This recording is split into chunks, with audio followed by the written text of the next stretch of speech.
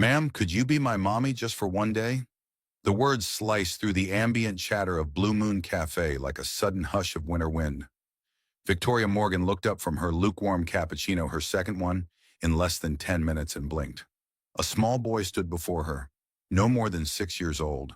His hair was tousled as if he'd been running. A green army-style jacket, 2 sizes too big, swallowed his thin frame. But what truly stopped her, what froze Victoria Morgan, CEO of Morgan Financial Group. A woman known for making grown men stammer in boardrooms were his eyes. Bright, clear, and heartbreakingly sincere. Jason! A breathless voice called from behind him. A man tall, scruffy, and clearly exhausted rushed over, a crumpled grocery bag slung over one shoulder. His hoodie was damp from the drizzle outside, and the sneakers on his feet had clearly seen better years. He looked like someone who had forgotten what sleep felt like. "I'm so sorry," he gasped, gently pulling the boy behind him. "He runs off sometimes. I just lost my wallet, and then a delivery got canceled and—" God, I must have looked away for a second. Victoria said nothing. Instead, she looked down at the boy, who was still holding on to the hem of her cashmere coat. "Why would you want me to be your mom?" she asked, her voice low and steady, though something in her chest gave an unfamiliar tug. "Because tomorrow's family day at school," the boy Jason answered without hesitation. "All the kids are bringing their moms or dads. I don't have a mom, but you look like someone who'd be nice, even if you looked kind of mad at your coffee." There was a beat of silence. Then two. The barista at the register froze mid-wipe. A couple sipping lattes near the window had gone still. One teenager in the corner slowly lifted his phone, perhaps to record. The father flushed crimson. "Ma'am, really, I'm sorry. He just says stuff sometimes." "You don't need to—" "What's his name?" Victoria interrupted softly. The man blinked. "Jason? Jason Carter." She turned her gaze back to the boy. "And what school?" "Westwood Elementary, first grade. Room 108, he said proudly. "Family day starts at 10 short Michael stepped forward, suddenly wary. "Look, I don't want any trouble. You've probably got a million things to do and places to be. I'm not asking for your resume," Victoria said curtly. She knelt, leveling her gaze with the boys. "Do you think I'd make a good pretend mommy?" Jason grinned. "Only for a day. I think you'd be awesome." Victoria nodded once. "All right then. Just for a day." Michael gawked. "Wait, really? You don't have to." But she was already walking away, heels clicking sharply across the tile. She didn't look back. Not when whispers chased her like perfume. Not even when someone muttered, "Isn't that Victoria Morgan?" What just happened? Michael wondered, staring at the woman who had just promised to show up in his son's life, if only for a morning. That night, Victoria stared into her untouched glass of wine on the 32nd floor of her Upper East Side penthouse. City lights glittered like tiny fires beyond the window, but her mind was somewhere else entirely. "You're thinking about the boy," her assistant's voice crackled through the speakerphone. "I'm thinking about how hard it is to get a cappuccino made right," she replied dryly. Then, after a pause, His eyes reminded me of Sarah." Victoria murmured the name like it fell from her lips as a stone in water, small but rippling far. Sarah, her younger sister, gone 4 years now, taken by the invisible hands of postpartum depression. The baby, too, had been lost. Victoria had buried them both, and with them, every flicker of softness left in her. Since then, she'd built walls, not homes, made deals, not memories. But Jason had asked her to stay, just for a day. And somewhere inside that question, something had cracked. 10:00 a.m. sharp, Westwood Elementary. Victoria stepped out of her sleek black Range Rover in a navy wool coat, understated but immaculate. No designer labels shouting for attention. No entourage. Just her. And in her hand, a small bouquet of white daisies and a single cupcake in a paper box. She spotted Jason instantly, standing near the school fence, fidgeting with his backpack straps, glancing at each car that pulled up with growing disappointment. Then his eyes lit up. "You came?" He ran to her, beaming so brightly she could almost feel it against her skin. "I thought maybe you were just being nice." "I don't make promises I don't intend to keep," she said, brushing a lock of hair from his face. He grabbed her hand, no hesitation, and pulled her past the gates. Children laughed. Parents waved. A banner hung across the schoolyard. "Welcome to Family Day because love makes a family." As Victoria crossed that threshold, something shifted. She thought she was showing up just for a little boy. She had no idea she was about to find something she hadn't even known she was missing. It was supposed to be 1 hour. That's what she told herself. Victoria Morgan didn't do children. She didn't do glitter glue, juice boxes, or sing-alongs.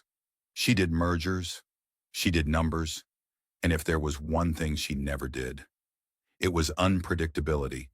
Yet here she was, sitting cross-legged on a tiny blue rug inside a brightly lit classroom that smelled of crayons and apple juice.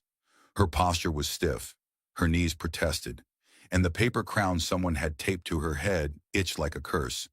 But the boy beside her, he was glowing. "This is my mommy," Jason announced proudly to a group of wide-eyed first graders. Then, a beat later, he added, "Just for today." A ripple of giggles followed, and Victoria heard a few other kids whisper, "Wow, she's pretty. She smells like vanilla and something fancy. Do all mommies wear high heels?" She almost corrected them, told them she wasn't anyone's mother, wasn't even remotely maternal. But then she saw Jason look up at her, hopeful, as if he was waiting to see if she'd vanish. So she stayed, and strangely, it didn't feel like charity. It didn't feel like playing dress up. It felt grounding. They painted with watercolors. Hers looked more like a stock graph melting than a rainbow. But Jason called it super cool. They built towers with foam blocks. Hers kept collapsing. They ate cupcakes, and Jason asked if she ever had lunch without talking about stocks. "Rarely," she replied. "Even my dog has a portfolio." He burst out laughing. "You have a dog?" She hesitated. "Had." The classroom blurred for a moment. A tiny sting pressed behind her eyes. She hadn't said Max's name aloud in 3 years. The golden retriever had belonged to Sarah. He passed not long after she did, as if he'd been waiting for permission to let go. Victoria shook the memory off just in time for Story Circle. The teacher, Miss Radcliffe Bennett, handed her a book titled Super Dads and Magical Moms. "Would you like to read to the class?" she asked. Victoria opened her mouth to decline. She was already pushing her comfort zone enough for one day. But Jason handed her the book, looking as if it was the only thing that mattered. So she read. Her voice started stiff, too formal, too rehearsed. But as the children leaned in, eyes wide, giggles erupting at the funny bits, gasps at the dramatic turns, she softened. Her voice found a rhythm that didn't feel like a boardroom presentation. It felt natural. Halfway through, Jason curled up against her side, head resting gently against her arm. She froze, not because it was uncomfortable, because it wasn't, because it felt too much like something she didn't know she had missed. "You smell like cookies," he mumbled, half asleep. She didn't know whether to laugh or cry. It crossed the room. Michael Carter stood quietly near the door. He had arrived 10 minutes ago but hadn't made a sound. He watched as his son leaned into Victoria, like he had always belonged there. Victoria didn't notice him until story time ended and the kids scattered. That's when she looked up, and their eyes met. He gave a slight nod, cautious but grateful. She returned it, but something in her throat tightened. Later, while the children were playing with finger puppets and paper masks, Victoria walked out into the hallway. Needing air, Michael followed her out. "I didn't expect you to really come," he said, his voice low and hoarse, as if he hadn't spoken to anyone in a while. "I said I would," she replied simply. He glanced at her. "A lot of people say things." There was no bitterness in his voice, just weariness, the kind that comes from too many promises broken too many times. Victoria studied him for the first time, really looked. He wasn't just tired, he was threadbare. But beneath the stubble and worn hoodie, there was a quiet strength, something solid and deeply human, something the polished men in her world lacked entirely. "How long have you been doing this alone?" she asked. "Since he was 2. Michael replied, "His mom, my wife, passed after a long illness. I've been playing every role ever since." She didn't offer condolences. She hated platitudes. Instead, she asked, "Do you have help?" He shook his head. "Some friends try, but everyone's got their own lives. I work gigs delivery, handyman stuff. I do what I can." He laughed under his breath. "You ever try gluing a science fair volcano together at 3:00 a.m. while your kid has a fever and there's a busted radiator leaking on the floor?" She didn't laugh back. She only said, with quiet honesty, "No, I haven't." A pause stretched between them. Then Michael looked at her sideways. "You didn't have to say yes, you know, to Jason." "I know. Then why did you—" Victoria took a long moment before answering. "I think," she started, voice softer than she meant it to be. "I think I remembered what it felt like to want something and be too small to ask for it." "He asked anyway." Michael nodded slowly. "Yeah, that sounds like him." From inside, Jason's laughter rang out pure, unfiltered joy. Michael smiled, even as his shoulders sagged. "He's different, you know," he said. "Feels the world harder than other kids. Notices what's missing." Victoria's gaze didn't leave the door. "So do I." Michael glanced at her again, but this time with something closer to understanding than curiosity. Then he cleared his throat. "You're welcome to stay. You don't have to, but he'd like it." "I already told him just one day," she said, turning to leave. But even as the words left her lips, her feet didn't move. She looked back through the glass window of the classroom, where Jason was now showing her painting to another kid, beaming. That child had claimed her as something she never thought she could be, and for reasons she couldn't quite name, she hadn't corrected him. What if staying, just for a little while longer, wasn't as dangerous as she feared? And even more terrifying, what if it was?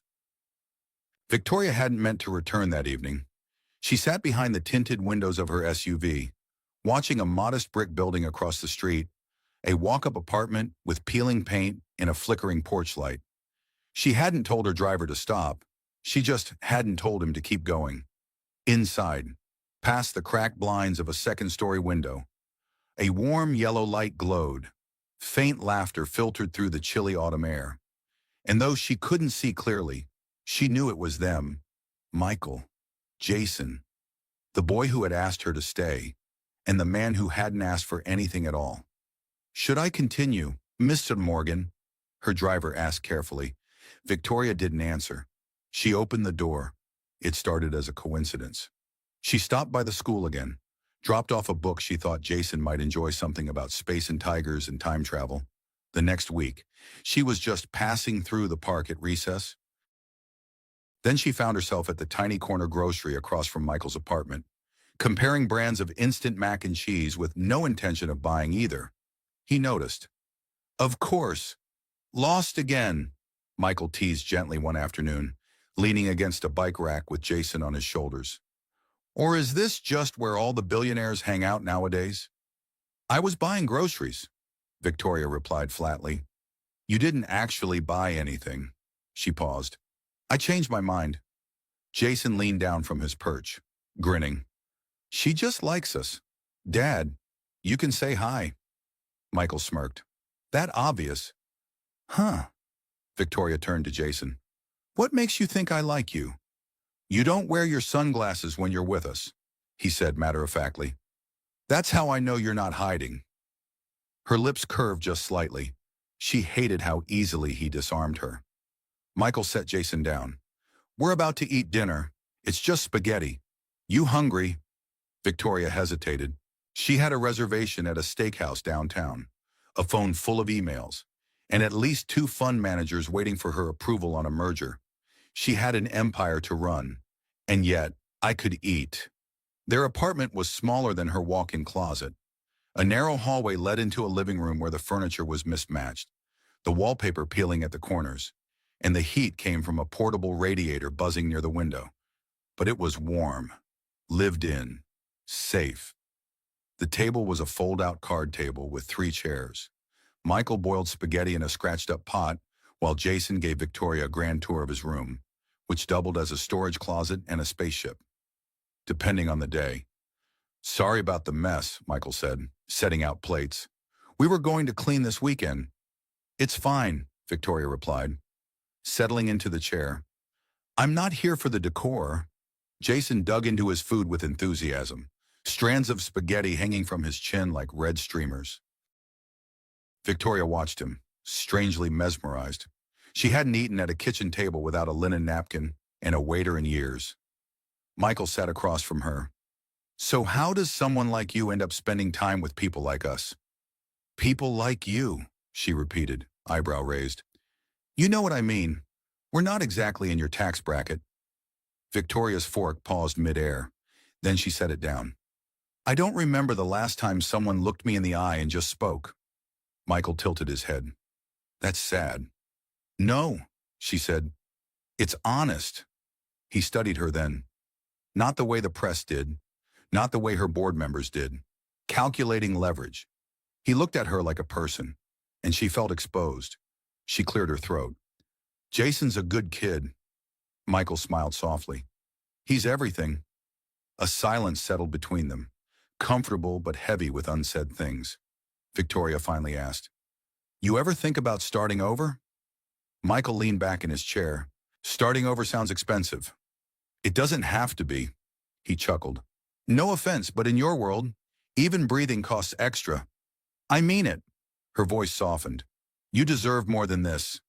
His expression changed. Not offended, not grateful, just tired. "I'm not looking for more," he said. "I'm looking for enough." Victoria blinked. "That's not something I hear often." He met her eyes. "That's because you don't spend much time with people who've lost everything." The air between them shifted. She felt it, the weight of his words, the gravity of survival. He wasn't bitter. He wasn't defeated. He was just real. "I lost my sister," she said suddenly, "to postpartum depression." She didn't tell anyone until it was too late. Michael's features softened. "She was the kind one," Victoria whispered. "The brave one. I built empires to forget her. But some things don't stay buried." He didn't offer her comfort. He didn't say it gets better. He just sat there with her. In the mess of it, Jason broke the silence. "Do you think I'll be tall when I grow up?" he asked, eyes big and hopeful. Michael grinned. "Taller than me, that's for sure." "I want to be strong like Daddy," Jason added, then looked at Victoria. "And smart like you." She blinked. Something sharp and sweet twisted in her chest. After dinner, as she stood in the doorway, pulling on her coat, Jason wrapped his arms around her waist. "Are you going to come back?" he whispered. Victoria crouched, brushing a strand of hair from his forehead. "Do you want me to?" He nodded hard. She looked up at Michael. He didn't say a word. He didn't plead or ask or push. He just stood there, letting her choose, and that's what made it so unbearable. He never once asked for her to stay, and for the first time in her life, she wanted someone to. The rain started softly, barely more than mist, but by the time Victoria stepped out of the boardroom, it had thickened into a steady downpour. Her driver was delayed, and she had left her umbrella in the office, a rare lapse in preparation. But she didn't turn back. She walked, heels clicking against the wet pavement, hair slowly darkening from the drizzle. Victoria Morgan made her way through a part of town she never had reason to visit before. The buildings here weren't made of glass and ambition. They were brick and memory. Worn, imperfect, lived in. She told herself she didn't know why her feet were moving in this direction, but she knew. She wanted to see them again. The apartment door opened to the smell of tomato sauce and something faintly burnt. Jason's face lit up the moment he saw her. "You came back," he shouted, arms flinging around her waist with no hesitation. "I didn't bring dessert," Victoria warned, a small smile tugging at her lips. "That's okay," he said. "We saved you a seat." Michael appeared in the doorway of the kitchen, holding a wooden spoon and wearing an apron that said chefish. His eyebrows lifted in amusement. Rough day at the office. Or are you auditioning for the next shampoo commercial? Victoria looked down. Her designer blouse was soaked through, clinging to her skin. I walked, she said simply. Michael stared at her for a beat longer than necessary.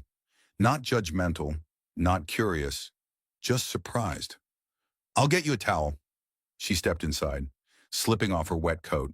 The apartment smelled like real life. Laundry soap, garlic, crayons, everything her penthouse lacked. Jason tugged at her hand. Come see the spaceship we made. Victoria let him pull her down the hallway. His room, barely big enough for a twin mattress and a box of toys, had transformed. Blankets were draped over chairs. Flashlights illuminated the cockpit. Paper stars dangled from string. This is amazing, she said. We're going to Jupiter, Jason announced. You can be the co-pilot.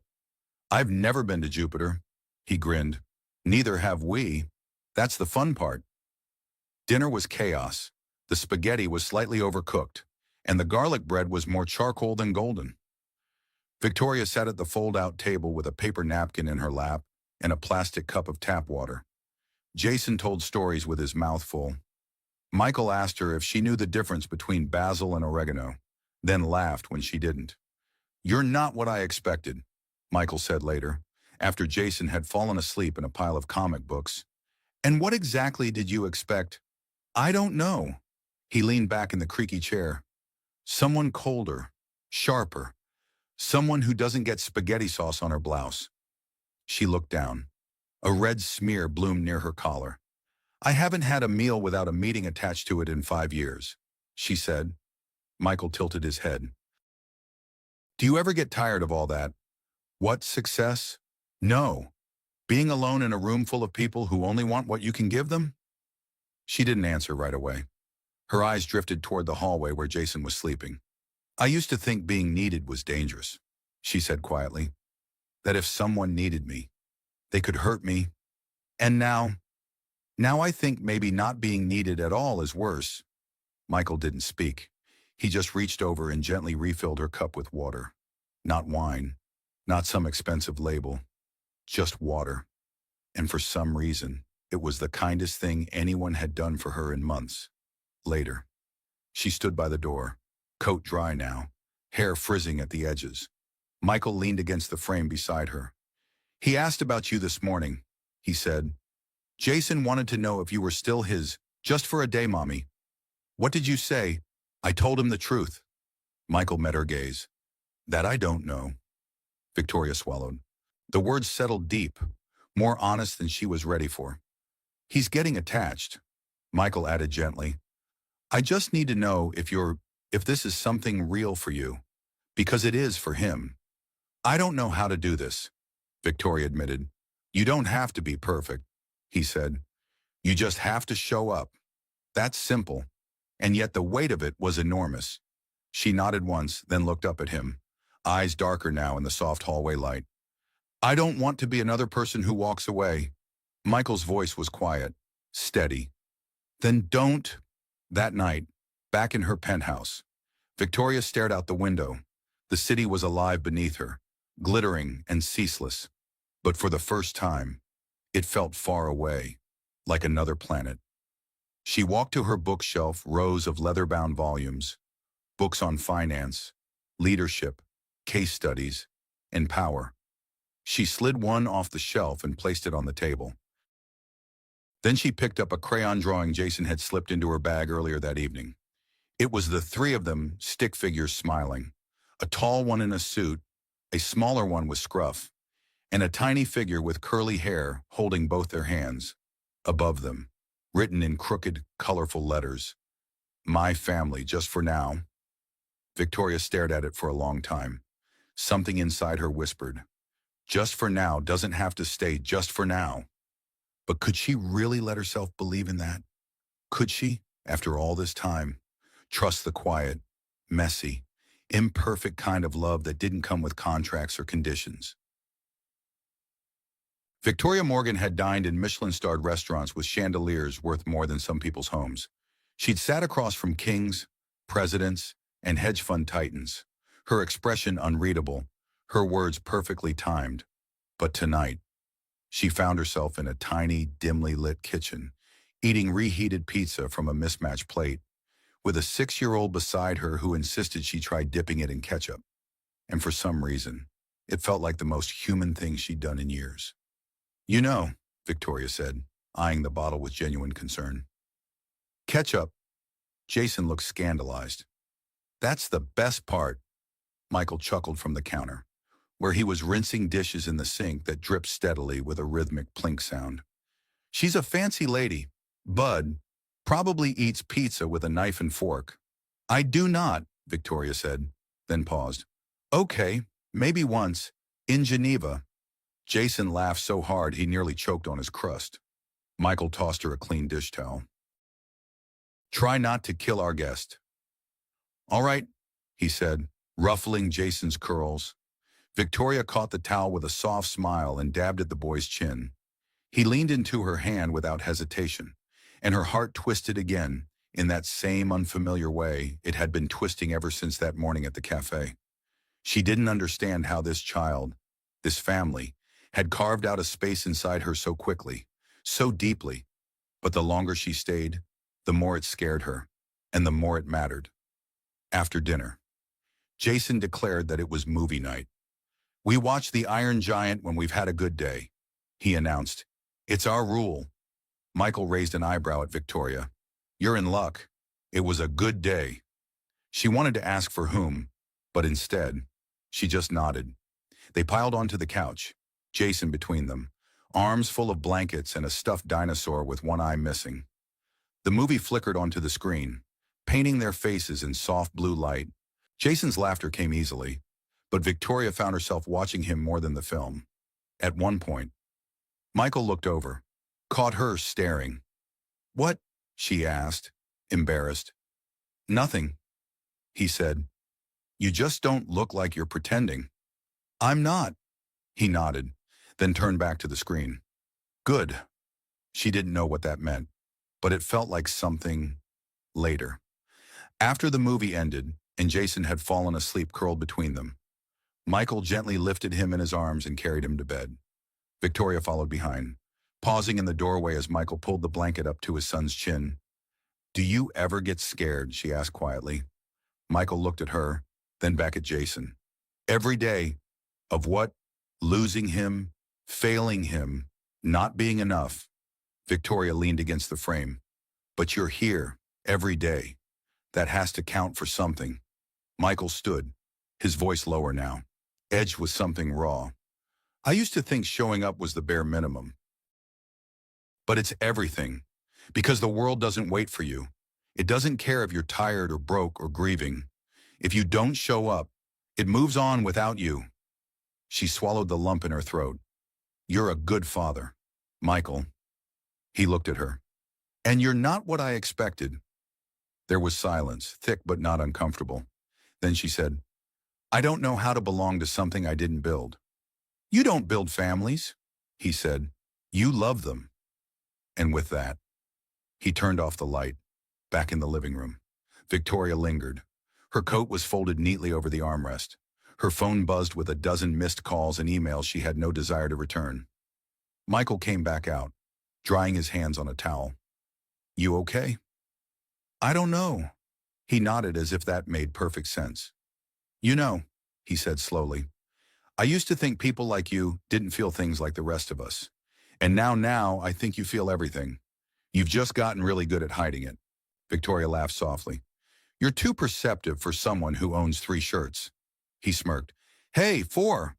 I bought a new one at Goodwill last week." She stared at him. The man in front of her was unlike anyone she'd ever known. No pretense, no performance, just truth. And it humbled her more than any boardroom defeat ever could. "What if I don't know how to stay?" she asked. Michael didn't move, didn't flinch, just said quietly, "Then start with dinner." Her breath caught. "Dinner," she repeated. "Come back tomorrow, bring something terrible. Or don't. Just show up. No pressure, no roles, no pretending." She nodded, unsure if she was agreeing to dinner or to something much bigger. That night, as she lay in bed, no city skyline, no glass walls, no designer sheets, just the pull-out couch and the faint sound of rain against the windows, Victoria closed her eyes. And for the first time in years, sleep came easily. Meanwhile, in the next room, Michael watched his son sleep and whispered, "She stayed." And in the quiet that followed, a thought settled in his chest like a question wrapped in hope. It started with a photo, just a blurry, overexposed shot on someone's phone. Victoria Morgan stepping out of a rundown apartment building in Brooklyn, holding the hand of a little boy. No security detail, no press statement, no explanation, and no one to stop the wildfire once it began. By noon the next day, her name was trending. Victoria Morgan, secret life billionaire, CEO playing house in the projects. Who is the child beside Victoria Morgan? Within hours, gossip blogs, finance sites, and even national news outlets had picked it up.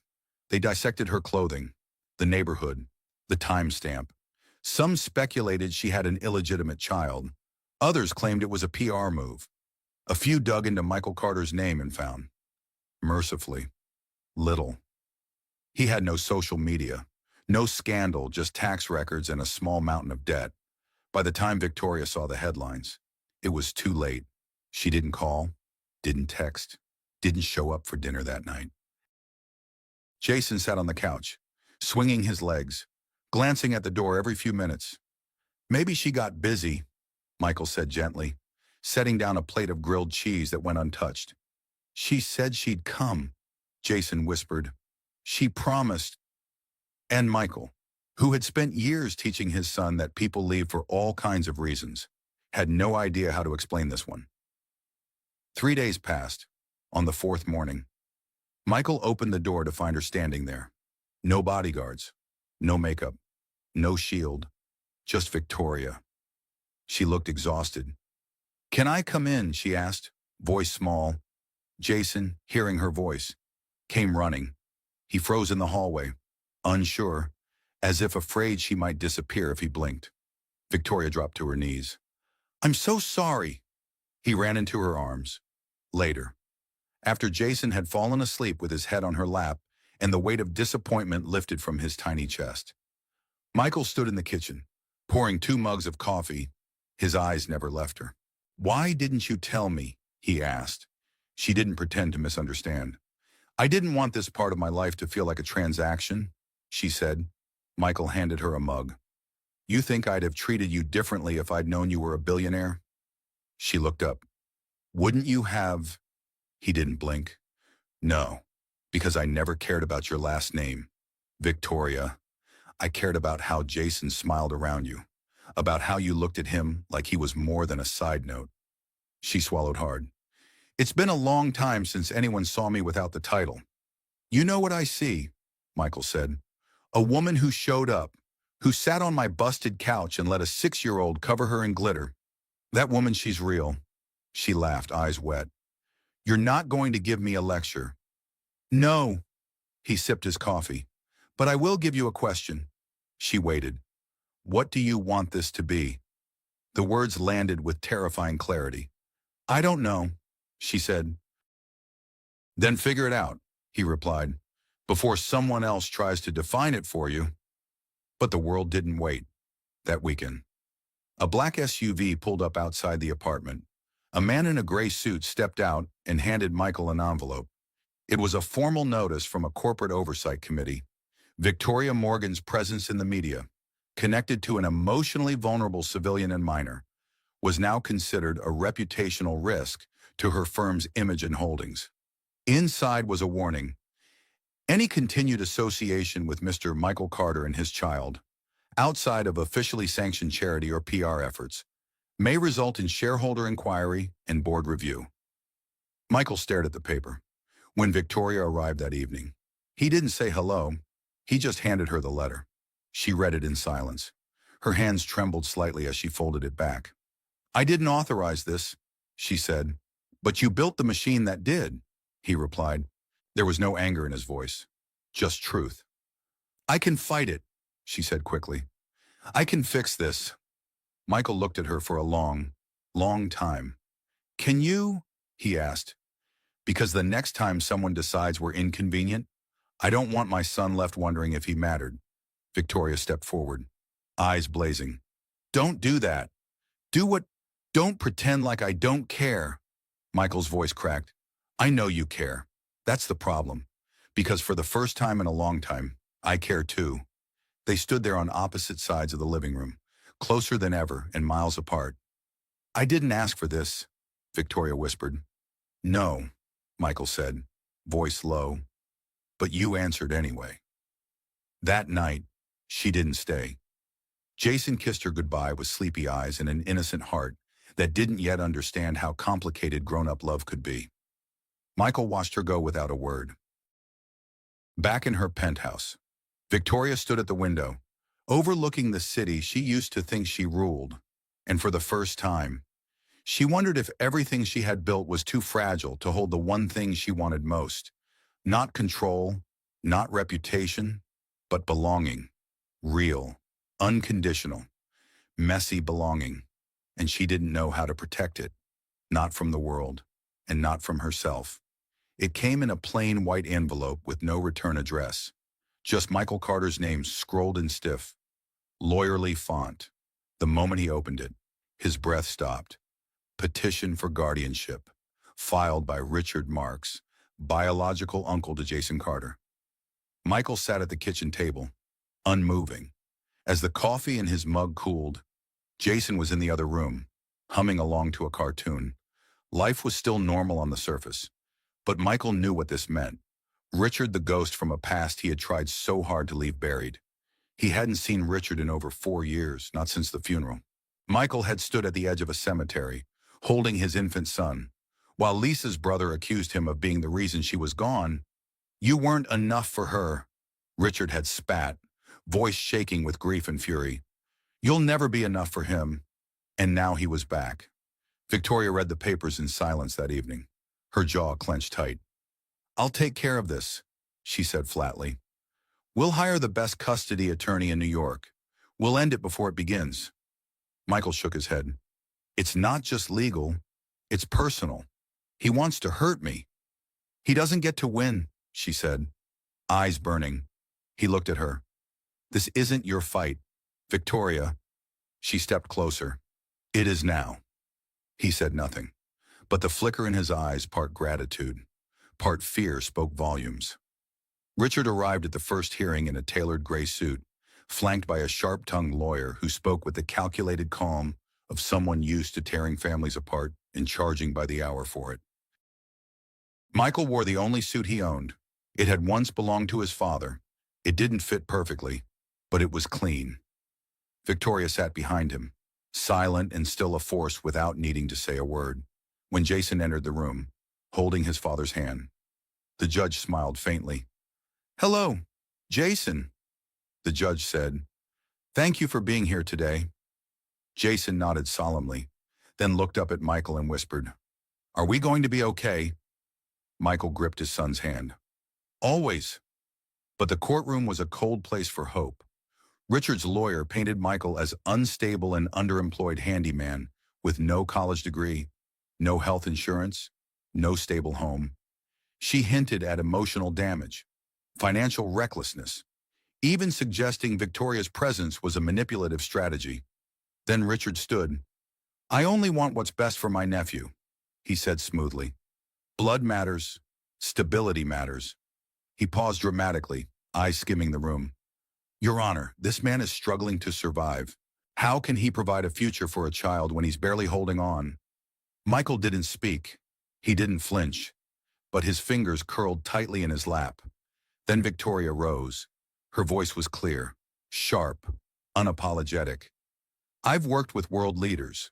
I've built billion-dollar companies, and I have never in my life seen anyone more committed to another human being than Michael Carter is to his son. The courtroom fell silent. He doesn't throw money at problems because he doesn't have money. He throws himself fully, without ego, without excuse, and in a world addicted to shortcuts and appearances. I'd argue that's the very definition of strength. She turned to the judge. If love matters in this court, And I hope to God it does. Then this man deserves to keep his child. The judge leaned forward, expression unreadable. Then he asked, has the child expressed any preference? Jason stood. No one told him to. No one asked. But he walked to the front of the room, chin trembling, hands clenched at his sides. My name is Jason, he said clearly, and I already have a dad. There was a sharp gasp somewhere in the back. Richard's lawyer started to object, but the judge silenced her with a glance. Jason kept going. He reads to me every night. He holds my hand when I'm scared. He doesn't have a big house or a fancy car, but he never leaves. Even when he's tired. Even when I'm being annoying. He turned and pointed to Michael. I pick him. Then he looked at Victoria. And I pick her, too. Not because she buys me stuff, but because she listens. His voice cracked. They make me feel safe, and you shouldn't take that away. When he finished, he walked back to Michael, climbed into his lap, and didn't say another word. The judge cleared his throat, eyes soft but firm. In light of the testimony presented and the clear emotional bond between the child and Mr. Carter, the petition for guardianship is denied. The gavel came down like thunder. Richard's shoulders sagged. His lawyer muttered something under her breath and began packing up. Michael exhaled for the first time in what felt like days. Victoria reached out and squeezed his hand. You did it, she whispered. No, he said, voice trembling. We did. Outside the courthouse, Victoria stood under the sun, watching Jason skip ahead on the sidewalk, free and unburdened. Michael looked at her. You didn't have to stand with us. Yes, I did, she said quietly. Why? Because you're the first thing in my life that's felt real in a long time. He stared at her, something shifting behind his eyes, and she added softly, and I'm tired of letting real things go. That night, as they sat at the kitchen table eating takeout from a paper bag, Jason held up a fortune cookie and read it aloud. It says, family is not who you're born to, it's who you hold on to. He looked up, grinning. I think that's about us. Michael laughed. Victoria did too, but in her chest, something steadied, settled, because the battle wasn't just for custody, it was for belief. And now, finally, she believed. They didn't celebrate with champagne. There was no party, no applause, just a quiet evening in Michael's apartment. A homemade banner that read, We did it, in Jason's handwriting, and 3 paper crowns from a dollar store. Victoria wore hers the entire night. Michael pretended to protest, but she caught the smile he tried to hide. And Jason, he acted like it was his coronation. They had won, but what they hadn't realized was that something deeper had shifted, something beyond the courtroom. Victoria came by more frequently now, not as a guest, not as an outsider, but as if she belonged. She'd bring soup when Michael worked late, stay for bedtime stories, sit through cartoons she pretended not to enjoy. Her heels sat by the front door now, next to Michael's worn boots and Jason's light-up sneakers. You should just move in, Jason said one night as she tucked him in. Victoria blinked. That's a big suggestion, he shrugged. You're here all the time. You make Dad smile more. And you don't burn the grilled cheese like he does? She laughed. Well, that's quite the resume. He looked at her, small and serious. People leave, but you didn't. That's why I think you're already kind of our family. Victoria sat there, her heart thudding quietly, the weight of his words heavier than anything she'd negotiated in a boardroom. She brushed his hair back and whispered, Thank you for picking me. The next day, Victoria made a decision she never thought she would. She called a meeting with the board of her company. You all know who I am, she began. You know what I've built, but I've realized something. What we build means nothing if we're too afraid to live inside it. She paused, scanning the room of suits in silence. I'm stepping back from daily operations. Murmurs rippled through the room like a wave. I'll remain chairwoman, but the day-to-day will be managed by the people I trust. I'm starting something new, a foundation, one focused on second chances for families who've been overlooked. Someone tried to interrupt. "I'm not asking for permission," she said, calm and firm. "This isn't a retreat. It's a return to the kind of life I want." And with that, she walked out. The building didn't collapse. The empire didn't crumble. The world kept turning. But Victoria Morgan, for the first time, felt like she was finally facing the right direction. That weekend, Michael planned something special. A dinner not fancy, not expensive, just thoughtful.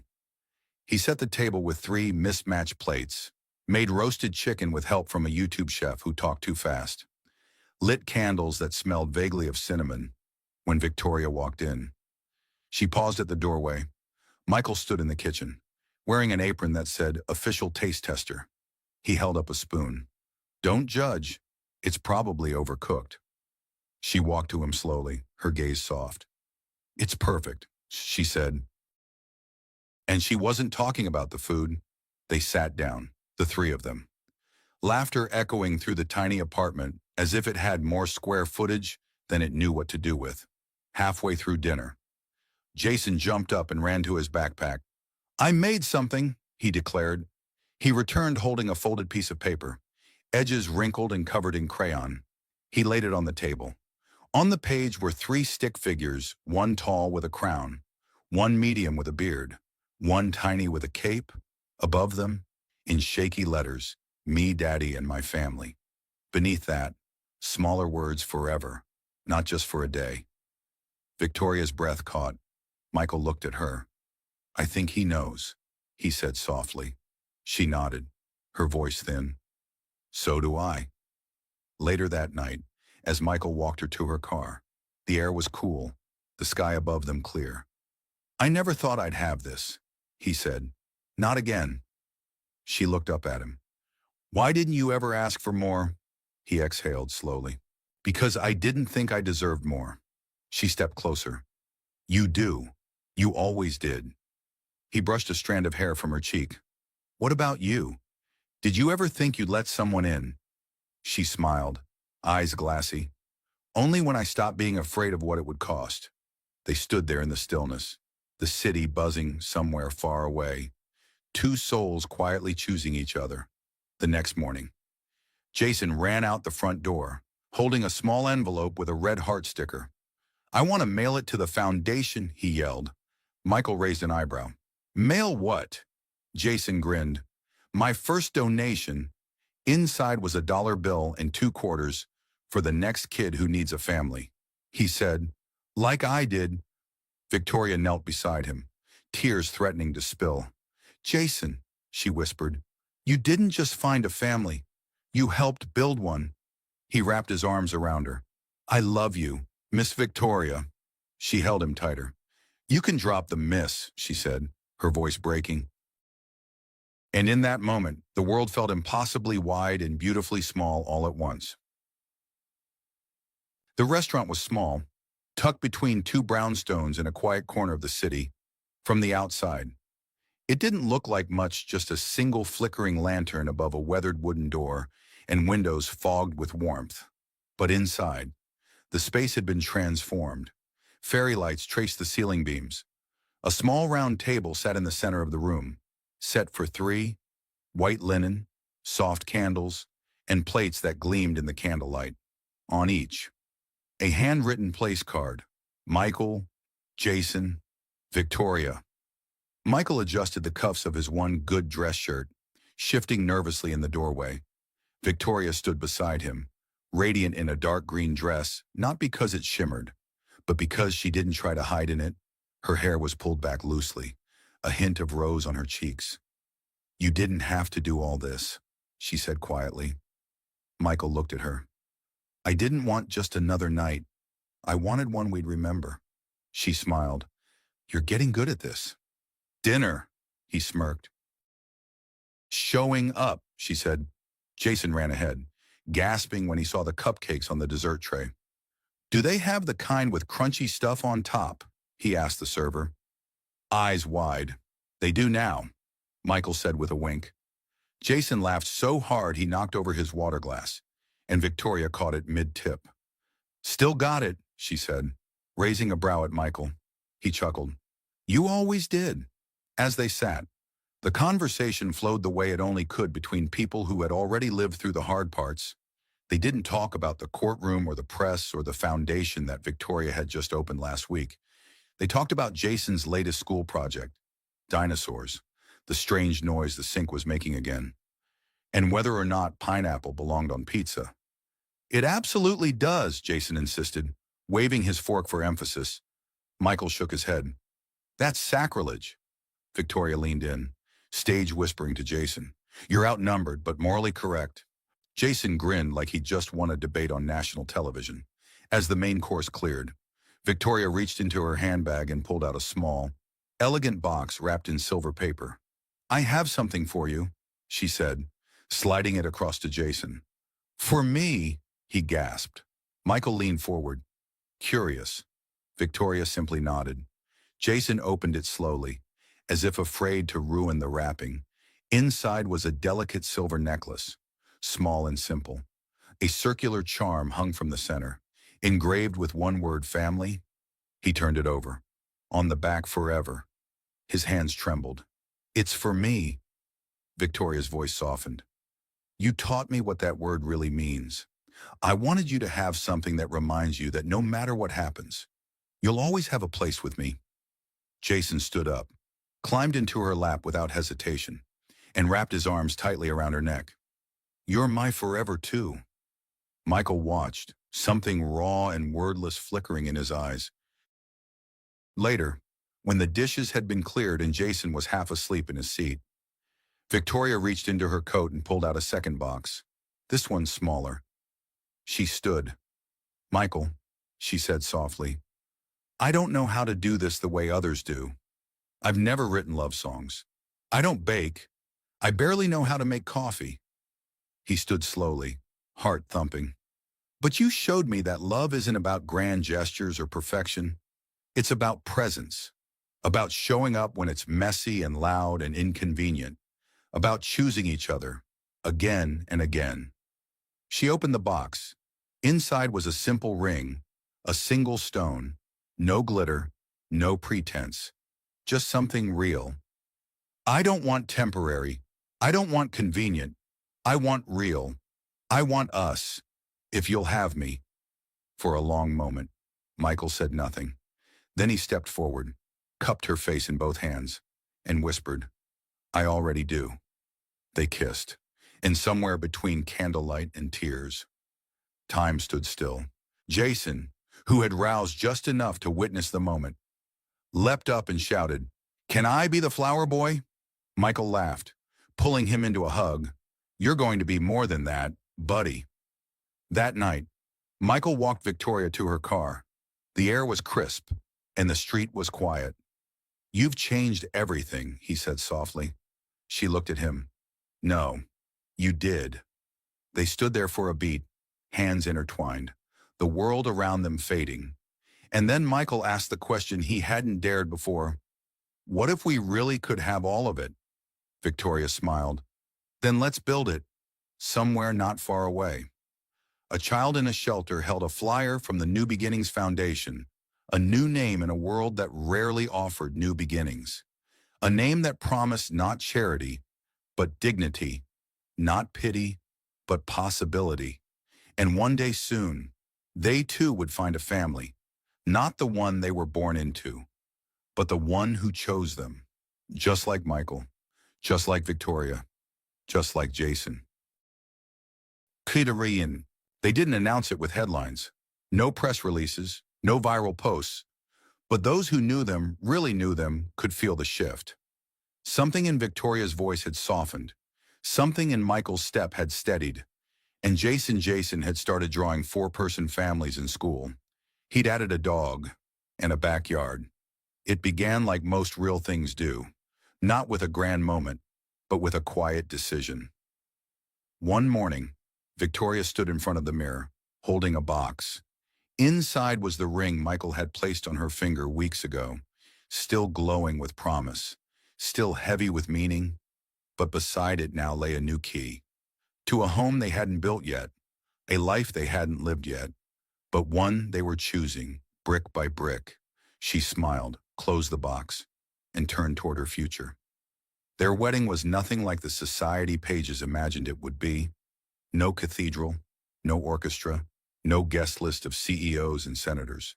Just a garden behind their new home, modest, sunlit, and blooming with white roses that Jason insisted on picking himself.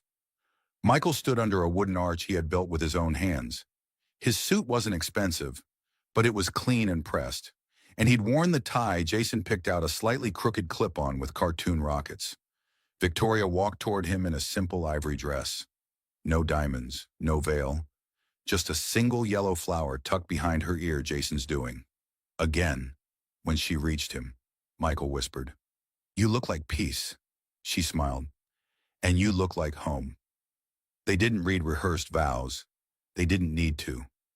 Michael took her hands, his voice rough with emotion. "I spent so long thinking love was about sacrifice, about holding everything and proving I could survive. But then you walked into our lives and showed me that love isn't about enduring. It's about healing. It's about choosing." Victoria's eyes shimmered. "I thought building empires would protect me," she said. That if I was powerful enough, nothing could hurt me. But you undid all of that with kindness, with presence. You made room in your world for a woman who didn't even know how to belong." Jason stood beside them, bouncing slightly with excitement, holding the rings in a velvet box he'd almost dropped twice. "Can I say my part now?" he whispered. Not so quietly. Everyone laughed. Michael nodded. Jason cleared his throat, trying to sound older than 6. "I just want to say I picked both of you first. Before the rings, before the dress, before the cupcakes. I picked you because you make each other better, and you make me feel like the luckiest kid in the world." There wasn't a dry eye in the garden. Victoria leaned down and kissed Jason's forehead. "You're the reason we're here." Michael slipped the ring onto Victoria's finger, and she did the same. The officiant didn't need to ask. The I do was in the way they looked at each other in the silence that held the weight of everything they'd already lived through, and everything still to come. After the ceremony, they danced barefoot in the grass. No music, just laughter. Jason twirled Victoria until they both fell down. Dizzy, Michael kissed her like the world wasn't watching, and maybe, for once, it wasn't. Later that evening, after guests had left and candles burned low, Michael stood in the doorway of their new home, looking out at the stars. Victoria wrapped her arms around him from behind. "What are you thinking about?" she asked. He smiled without turning. "That I used to be afraid of falling, and now I know I've already landed." She stepped beside him. "We built this, didn't we?" He nodded. "And we get to keep building." Inside, Jason had fallen asleep on the couch, still wearing his little bow tie, arms wrapped around a stuffed dog Victoria had given him with a tag that read, "For all your adventures." Michael covered him with a blanket, then turned to Victoria. "He's everything." "So are you." He tilted his head. "And you?" She leaned into him. "I'm home." That night, the house was quiet but full of dreams and warmth and new beginnings, the kind that don't need to be announced, only lived in bedtime stories, in burnt pancakes, in shared silence and unexpected laughter. This wasn't the ending. This was the life they had all stopped daring to wish for, and now finally had the courage to claim. It happened slowly, like spring slipping into a long frozen room. There was no dramatic fanfare, no cinematic swell, just warmth, gradual, steady, and real. They never circled a date on the calendar that marked when they became a family. There was no specific moment that said, "Here, this is when everything changed." Because the truth was, it changed quietly, in pieces, in the way Jason began to call her mom without hesitation, as if the word had simply been waiting for the right voice, in how Victoria instinctively packed 2 extra granola bars in her bag, one for Michael, one for the boy who had once only asked her to pretend, and in the way Michael, for the first time in years, began to hum while making coffee, like a man who had nothing to prove and everything to look forward to. Life wasn't perfect. Their sink still leaked. Jason still insisted on wearing mismatched socks. Michael still burned toast. Victoria still checked her email more often than she should. But now they were woven together in the smallest ways. In the shared toothbrush cup, in the coats hung side by the door, in the way Michael reached for Victoria's hand when she wasn't looking, and she always held on. One Saturday morning, Victoria stood at the kitchen counter, her hair messy, wearing Michael's oversized hoodie, reading a sticky note from Jason that said, "Don't forget parents' show and tell today. Bring something cool." She looked at Michael, who was feeding their rescue dog, aptly named Chance, and said, "I don't think a balance sheet will impress a room of first graders." He grinned. "You could show them how to buy a company. Or I could show them how to make homemade slime," she said with mock horror, pulling out a small jar from the fridge. Jason said, "It's your greatest achievement." "It is," Michael said solemnly. "My legacy." They laughed. It was the kind of laugh that stays with you, deep, familiar, and without defense. At school, Jason stood tall in front of his class, a shy but proud smile on his face.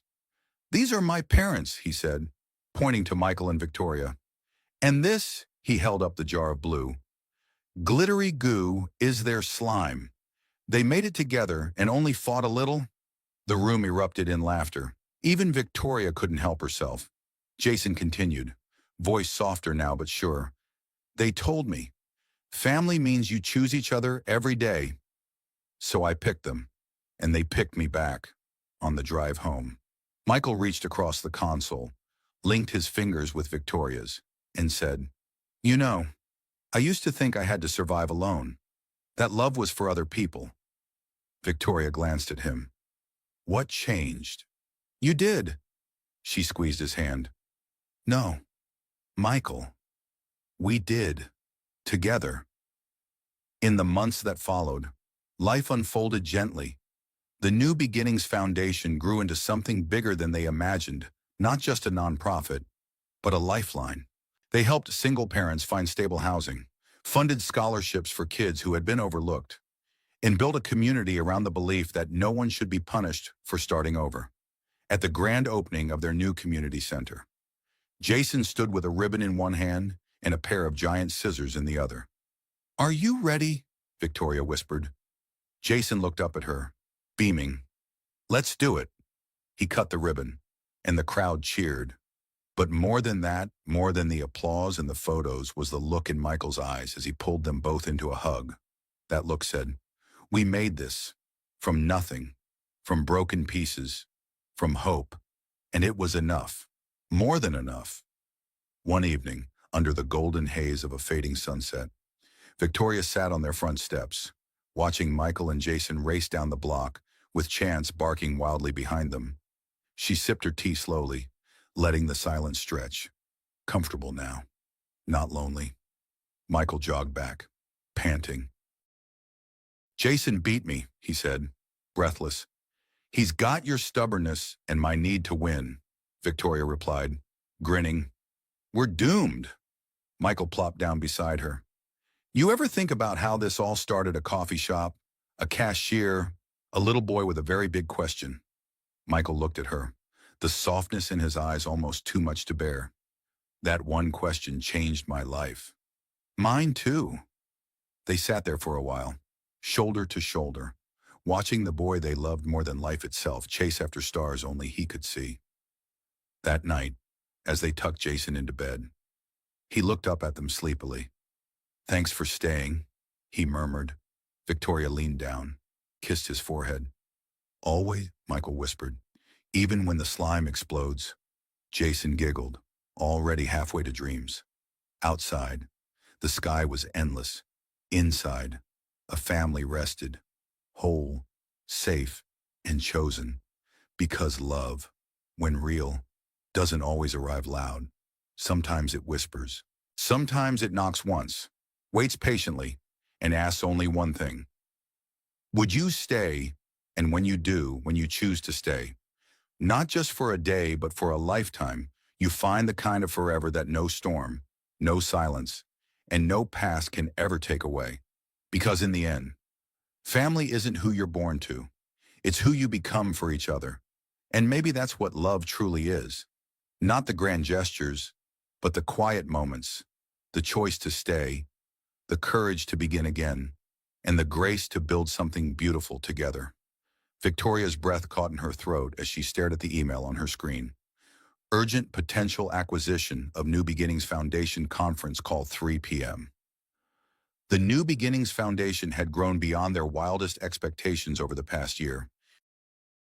What had started as a small passion project focused on helping single-parent families had blossomed into a nationally recognized organization with community centers in 3 boroughs, scholarship programs, housing assistance, and a revolutionary co-parenting support network.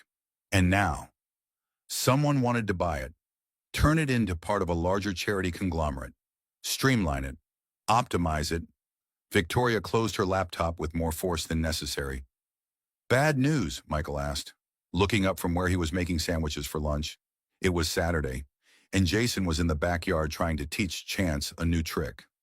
Someone wants to acquire the foundation, she said. Michael raised an eyebrow. Isn't that a good thing? More resources, bigger reach. She shook her head. Not this group. I know their model. They'll strip it down, keep the parts that look good on annual reports, and discard the rest. All the personal touches, the things that actually matter, gone. He wiped his hands on a dish towel and came around the counter. So say no. It's not that simple. There's a board now. Donors. Partners. Since when has Victoria Morgan ever done what's simple? He placed his hands on her shoulders.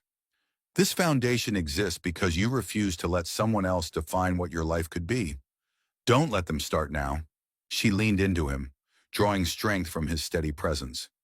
When did you get so wise? About the time I let a billionaire CEO into my apartment for dinner. He grinned. Best decision I ever made. Victoria looked out the window at Jason, who was now doing cartwheels while Chance ran circles around him. I can't let this happen. New Beginnings isn't just an organization. It's our story. Then fight for it, she nodded, determination replacing uncertainty.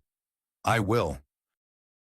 3 days later, Victoria stood in a conference room at the Foundation's headquarters, facing down a panel of board members and the CEO of Comprehensive Charity Network. Bernard Whitaker. Ms. Ronald Morgan, Whitaker began, his voice smooth as polished marble. I understand your hesitation, but look at the numbers. He slid a folder across the table. We can expand New Beginnings to 15 cities within 2 years. Think of the families you could help. Victoria didn't touch the folder. Numbers don't tell the whole story, Mr. Whitaker. In my experience, they tell the only story that matters. She smiled, but it didn't reach her eyes. Then your experience has been tragically limited. The room tensed. Board members shifted uncomfortably. Let me be clear, Victoria continued. New Beginnings works because we know every family by name, because we understand that helping people isn't about efficiency. It's about dignity. Your model would gut that philosophy. Whitaker leaned back, a hint of condescension in his posture. Noble sentiments, Ms. Morgan, but sentiment doesn't scale. Actually, it does. Victoria pressed a button on the remote, and the screen behind her lit up with photographs. Families standing in front of new homes, children holding scholarship certificates, single parents graduating from vocational programs. These aren't data points, Mr. Whitaker. These are lives, and behind each of these lives is a story of someone who was seen, not just served. She moved through the presentation with precision, presenting not just outcomes but transformations, not just numbers but narratives. The Rodriguez family, Pedro, works 2 jobs while raising 3 children. Our center provides after-school care that doesn't just babysit his kids but helps them thrive. Would your streamlined model preserve that? Whitaker didn't answer. The Chen sisters, both widowed, both over 65. They co-parent their grandchildren with our support. Is there a checkbox for that in your assessment metrics? By the time she finished, the energy in the room had shifted. Board members were sitting straighter, eyes brighter. I founded New Beginnings because I believe in second chances, Victoria said, her voice steady. not just for the families we serve, but for how we serve them. Your offer would undo that vision. So my answer is no. The meeting ended shortly after. As the board members filed out, many stopped to shake Victoria's hand. Even Whitaker gave her a grudging nod of respect. That was quite a performance, he said. You've clearly found your calling. It wasn't a performance, she replied. It was a reminder. That evening, as Victoria recounted the meeting to Michael, she felt a renewed sense of purpose. You know what was strange, she said, curled beside him on the couch. 10 years ago, I would have taken that deal in a heartbeat. Bigger, faster, more impressive on paper. I wouldn't have even questioned it. Michael traced lazy patterns on her arm. And now I understand that the most valuable things can't be measured. They can only be felt.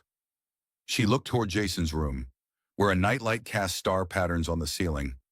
I have a different definition of success now. He kissed her temple.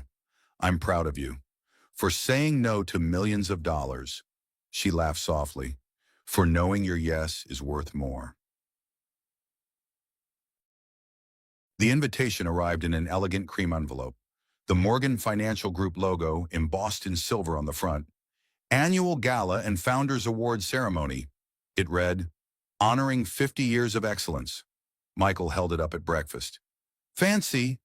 Victoria barely glanced at it. I'm not going. Why not? It's your company's anniversary. Was my company, she corrected. I'm just chairwoman now.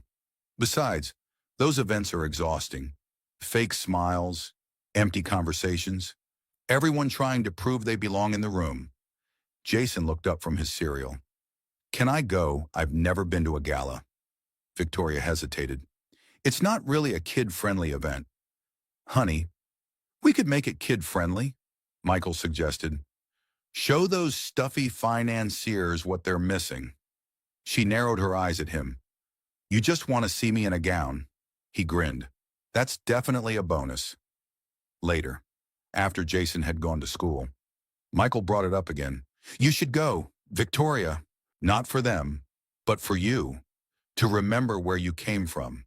She was about to argue when her phone buzzed with a text from Emma, her former assistant and now COO of Morgan Financial. Please come to the gala. There's something important happening. Trust me. Victoria stared at the message, then showed it to Michael. Emma doesn't exaggerate, she said. If she says it's important, Michael nodded. Then we go. The night of the gala, Victoria stood in front of the mirror, adjusting the neckline of her emerald green gown. It was simpler than what she would have worn in her CEO days, no dramatic train. No excessive beading, just elegant lines in a color that made her eyes look like polished jade. Wow, Michael said from the doorway. In his tuxedo rented, but perfectly tailored, he looked like he belonged on a movie screen. You are breathtaking, she turned, taking in the sight of him. You clean up pretty nicely yourself. Dad looks like a spy. Jason called from behind him, dressed in his own miniature tuxedo. And Mom looks like a princess. Victoria's heart still skipped whenever Jason called her Mom. It had been 9 months since he'd started, but the wonder of it hadn't faded. A very businesslike princess, she corrected, kneeling to straighten his bow tie. The best kind, he declared. The Morgan Financial Group Gala was held at the Metropolitan Museum of Art, transformed for the evening into a glittering homage to 5 decades of financial excellence. As their car pulled up to the entrance, Victoria felt a flutter of anxiety. It's been a while since I've done this, she admitted. Michael squeezed her hand. Just remember, we get to go home together after. Those simple words steadied her. The moment they stepped into the grand hall, heads turned. Victoria Morgan, the woman who had walked away from daily leadership of one of the most successful financial groups in the country to start a family foundation, was back. With her family in tow, Emma rushed over, elegant in a navy blue gown. You came, she exclaimed, hugging Victoria tightly. Then she knelt to Jason's level. And you must be the famous Jason I've heard so much about. He nodded solemnly. Are you the boss now? Emma laughed. One of them. Your mom taught me everything I know. Not everything. Victoria corrected with a smile. As they moved through the crowd, Victoria introduced Michael and Jason to former colleagues, board members, and industry leaders. Some conversations were warm, others stilted, but what surprised her most was how little she cared about impressing any of them. "Victoria Morgan," a voice called. She turned to see Bernard Whitaker, the same man who had tried to acquire New Beginnings. "I didn't expect to see you here, Mr. Whitaker," she replied coolly. "I could say the same. I go where opportunity leads." His gaze flicked to Michael and Jason. "I see you brought your situation." Michael's posture stiffened, but before he could respond, Jason stepped forward. "I'm Jason," he said, extending his hand with perfect composure. "It's nice to meet you, sir. Are you one of Mom's friends?" The simplicity of the question, the innocence seemed to disarm Whitaker. He awkwardly shook the small hand offered to him. "We're acquaintances," he managed. "Oh," Jason nodded. "That's okay. Not everyone gets to be friends. That takes time." Victoria had to bite her lip to keep from laughing at Whitaker's expression, a mixture of confusion and begrudging respect. "Well said, young man," he finally replied. "Perhaps your mother's instincts were sharper than I gave her credit for." As he walked away, Michael whispered, "Did our 6-year-old just diplomatically shut down a corporate shark? Like mother, like son," Victoria said proudly. The evening progressed with dinner, speeches, and awards. Victoria was content to remain in the background, catching up with old colleagues and watching Jason charm everyone who spoke to him. Then Emma took the stage for the final presentation. "Tonight, we honor 50 years of Morgan Financial Group," she began. "But more importantly, we honor the legacy of vision, integrity, and transformation that has defined us." The lights dimmed, and a video began playing. It showed the company's evolution through 5 decades, from its founding by Victoria's mentor, Harold Morgan, to its current global reach. Harold believed that financial institutions had a responsibility not just to create wealth, but to create opportunity.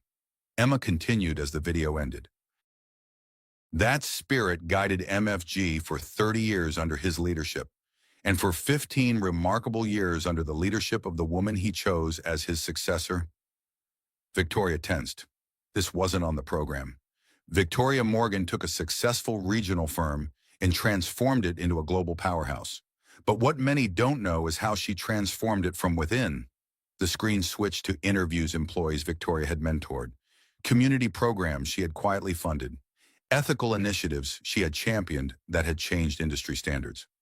Under Victoria's leadership, MFG became the first major financial group to achieve pay equity across gender and racial lines, the first to offer comprehensive parental leave to all employees, the first to divest from environmentally destructive industries, even when it meant short-term profit loss. Victoria felt Michael's hand find hers, squeezing gently. "And now," Emma continued, "Victoria Morgan is transforming something even more important, the way we think about success itself." The screen showed images of New Beginnings families being helped, communities being rebuilt, lives being changed.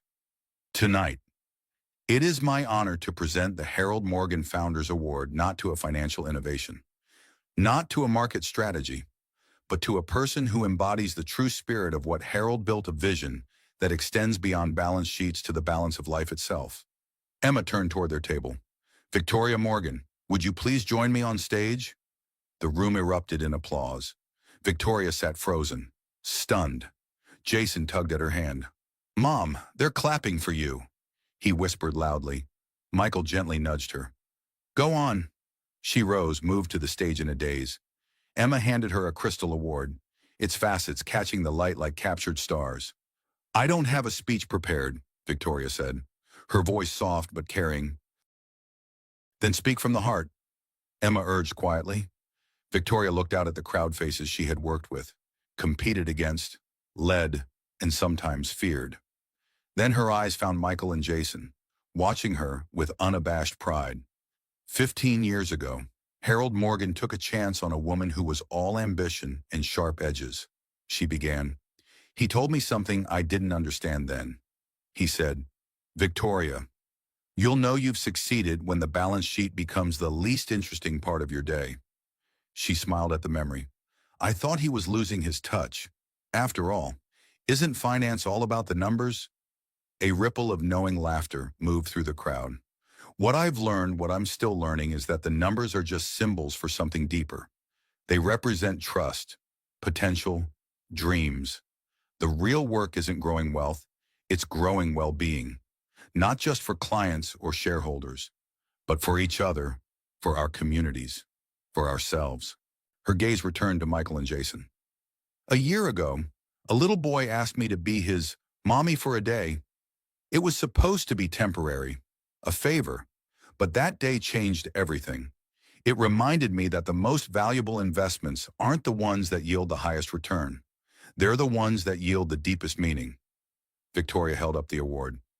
I accept this honor not as a capstone to a career, but as a milestone in a journey that continues to surprise me. And I share it with the two people who taught me that the true measure of success isn't what you accumulate, but what you give away.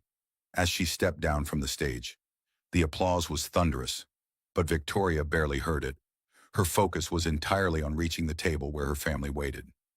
Jason jumped up the moment she returned, throwing his